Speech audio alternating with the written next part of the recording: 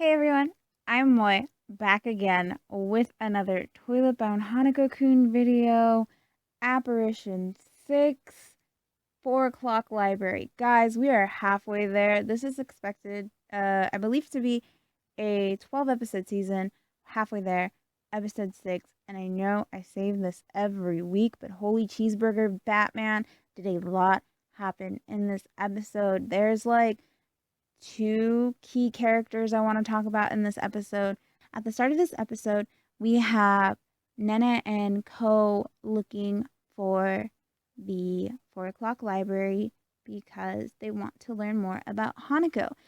Obviously, we know Nene is on this journey to learn more about this ghost boy that she wants to call a friend.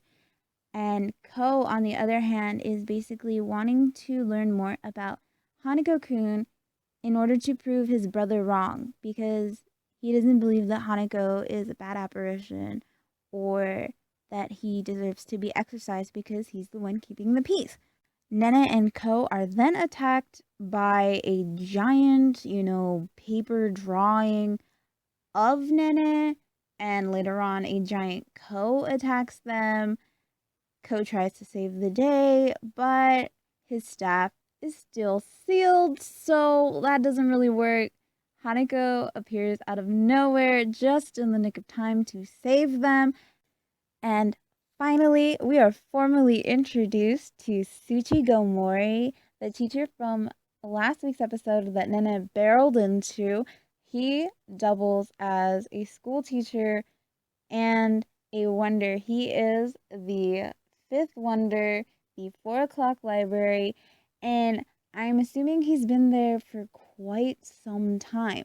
Now, we learn that apparitions, wonders, can take the form of human beings and, integrate themselves into the lives of the students and the teachers at the academy, all for the sake of furthering along and feeding their own rumor, because it has been drilled into us as viewers that apparitions, ghosts, spirits cannot survive without their rumors. And we also learn that there might be an apparition amongst the students. And in the background, it's super interesting because we see the silhouettes of four students, three of which we can name, Aoi, Akane, Lemon, and there's a fourth student, a third boy. I don't know who that is.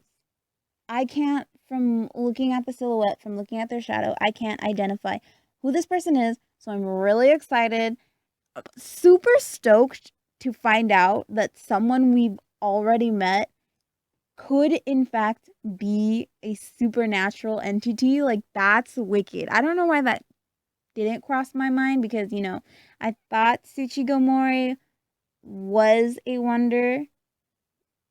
So, I mean, I feel a little silly for not, factoring in that one of the children could also be, a spooky little ghost. Anyways, going on, Yako, the kitsune spirit, is also there.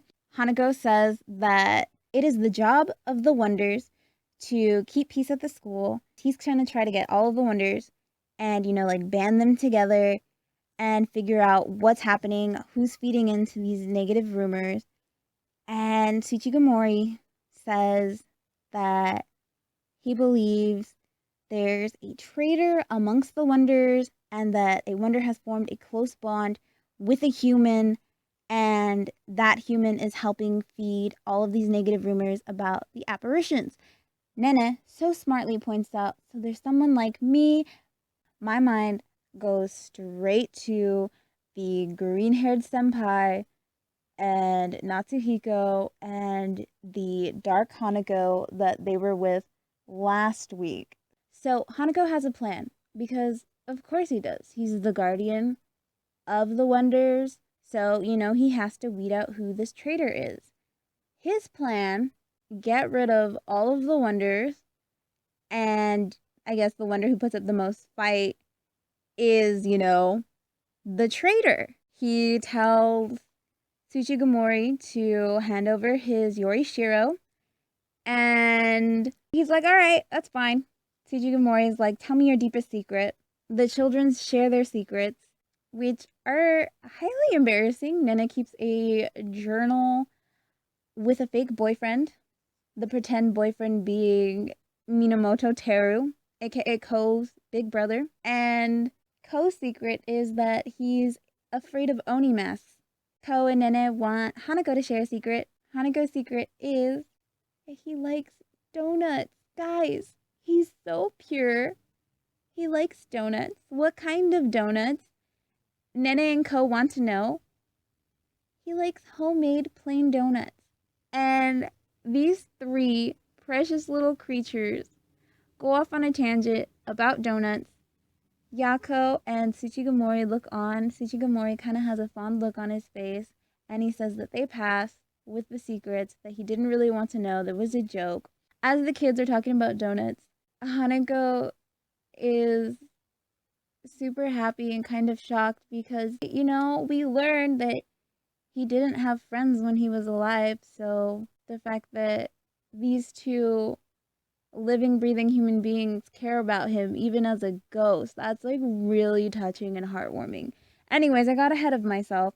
Tsuchigomori says that he'll lead them to the Yorishiro, but only the priestess can follow him. Priestess is Nene.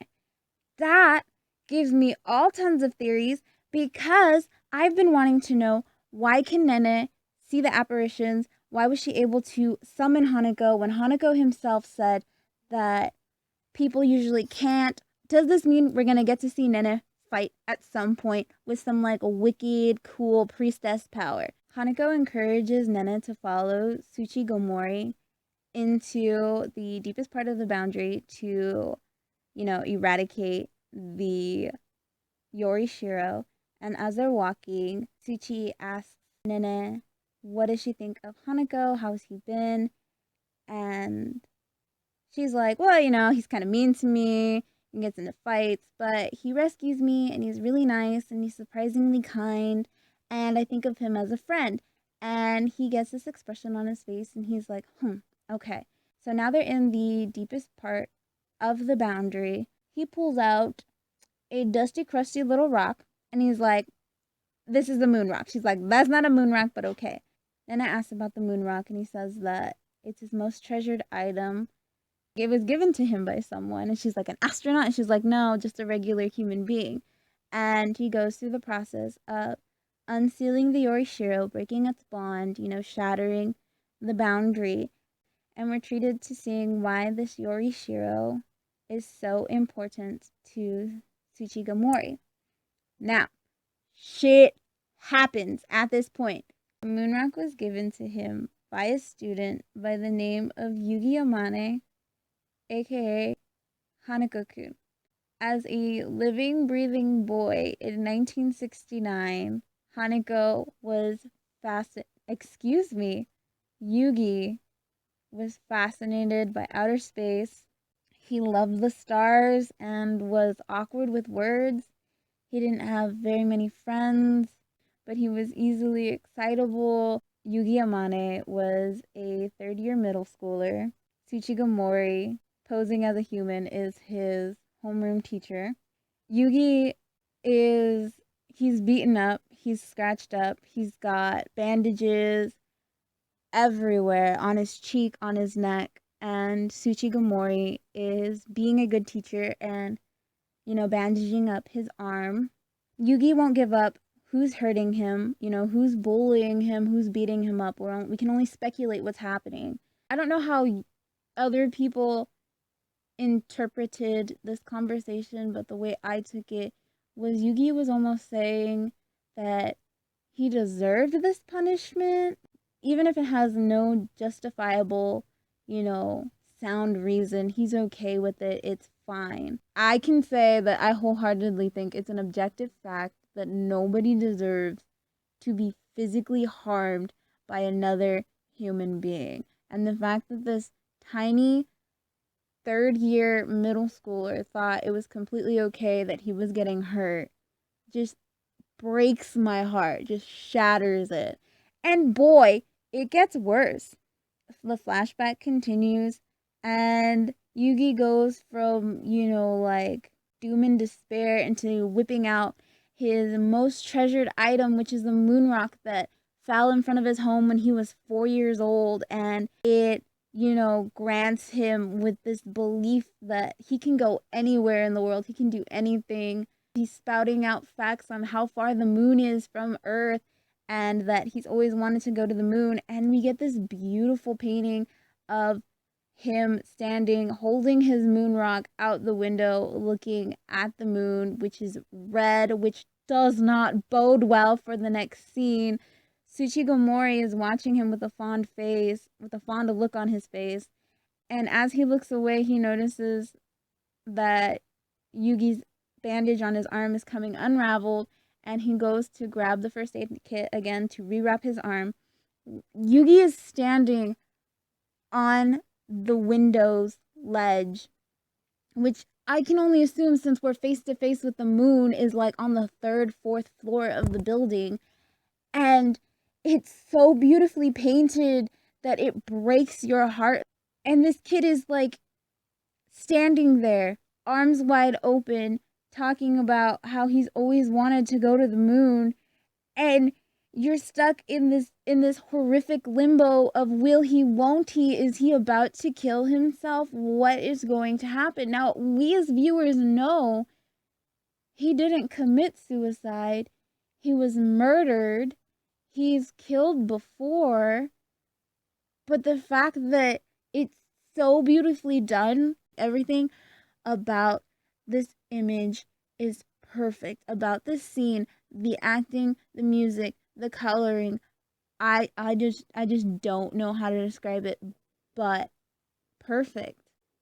Tsuchigomori is literally trying to talk him off of the edge, and Hanako again switches from being so serious to being super positive, and he tells his homeroom teacher, "Can you do me a favor?" And he's like, "Yeah, what do you want?" He's like, "Hold on to this."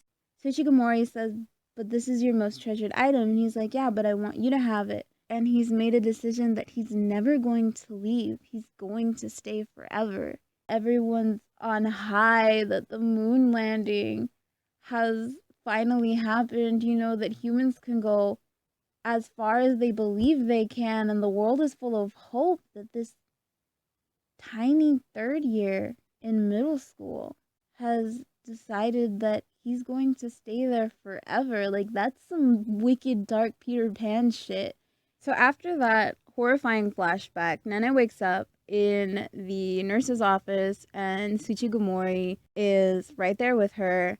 She asks, like, if Hanako, now known as Yugi, was the person who was able to change their future. And Tsuchigomori tells her that, yeah, that even though Hanako was getting bullied and beat up, that he would pretend to care, and he only had to pretend because he was a wonder. He knew what Yugi's future was going to be. He cracked open Yugi's book, and Yugi was destined to grow up and become a science teacher at that very academy, and that he would have been Tsuchigomori's co-worker. Instead of becoming, a middle school science teacher, he became the seventh and strongest wonder of the academy. And that's heartbreaking. We get reunited with Hanako and Ko, and Nene just hugs him and realizes that he's not just Hanako-kun of the girls' bathroom. This was Yugi Amane, a real-life human who was suffering, who died at such a tender age. And like, it made him real in a sense, I think, to her, that she's realizing that he was once human. He once had a heartbeat. He once had a warm body, but now he's cold and transparent, and she doesn't know how to face the world with those facts now. Hanako goes up to Tsuchigomori and asks if he shared anything with Nene that he wasn't supposed to. And Tsuchi's like, "No, I, showed her my Yorishiro. That's it. You know how that goes." Hanako's like, what was your Yurishiro? And Tsuchi's like, what do you think it was? And Hanako, being Hanako, gets a serious look on his face and he's like, was it a super dirty book? And we realize that, he's still Hanako, that even though he suffered, even when he was alive, he still jokes, he's still, you know, positive and friendly and fun. And so he doesn't figure out that his past most treasured item is Tsuchigomori's most treasured item. And that just gives me big found family vibes after all these years. Whether Hanako is alive or not, he cares about Hanako's well-being and if he's making friends. And I can't wait to see this relationship being fostered. Another thing I want to point out about Tsuchigomori is, I mean, he's like wickedly attractive. Like, I don't care that he's a freaky spider dude. Like, he's stupidly handsome. Like, he's great. I love him. More of him.